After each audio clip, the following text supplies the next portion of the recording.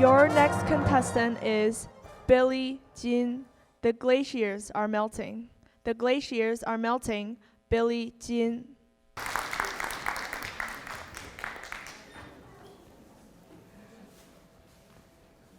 The reason why icebergs are so amazing is because only 1/10 of them is shown.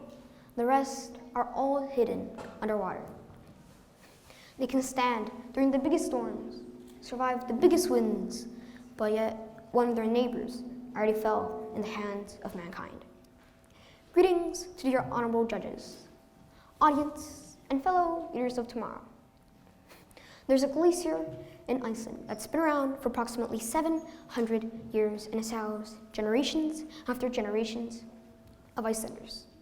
But its original 16 kilometers squared ground in the 1890s was only 0.7 kilometers squared in 2012.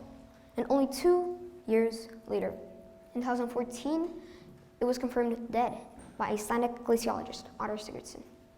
5 years later, on August 18th, 2019, a special funeral was held in Iceland, not for a person or a pet, but for Öxarká, the first glacier ever in history to melt because of climate change.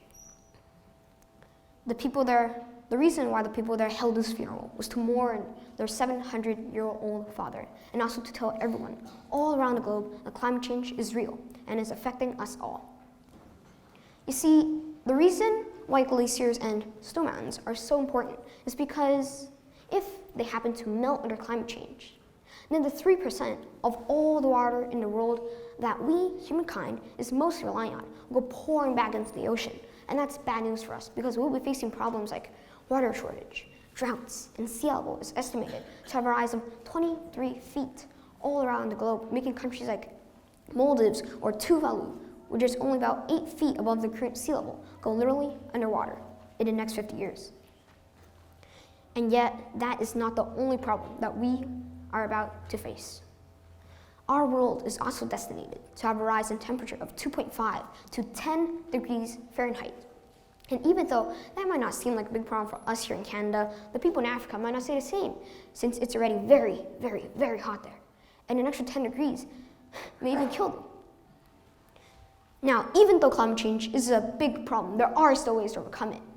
A recent test concludes that restoring the trees chopped down in Brazil could draw about 1.5 billion metric tons of CO2 out there. And just imagine how fast climate change will disappear if every single world leader actually puts this plan to action. I know, right? Very fast. But we are not leaders of countries, at least not yet. So let's focus on what we can do in our daily lives. Now, you can try to use more public transportation because your car releases lots of carbon dioxide every day and is relying on fossil fuels, one of the main causes of rise in temperature here in BC. So instead of doing so, you can try nature-safe and non-polluting ways, like walking, biking, or even skateboarding, if you know how. I used to always get driven to my nearest library, but now I always walk and bike there with my mom. And only weeks after we started doing this, I could see obvious changes. Like, my mom was getting into better shape, and I was getting ever so much taller. Our world is not a trash can. We can't keep on tossing bad chemicals at it, or else it'll collapse.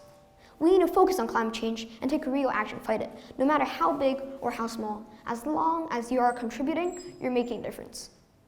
Ladies and gentlemen, in summary, I want to use the famous Icelandic writer Andri Magnusson's A Letter to the Future to end my speech. Here it is. Öxarká is the first Icelandic glacier to lose its status as a glacier. In the next 200 years, all our glaciers are expected to follow in the same path. This monument is to acknowledge that we know what is happening and what needs to be done. And only you know if we did it.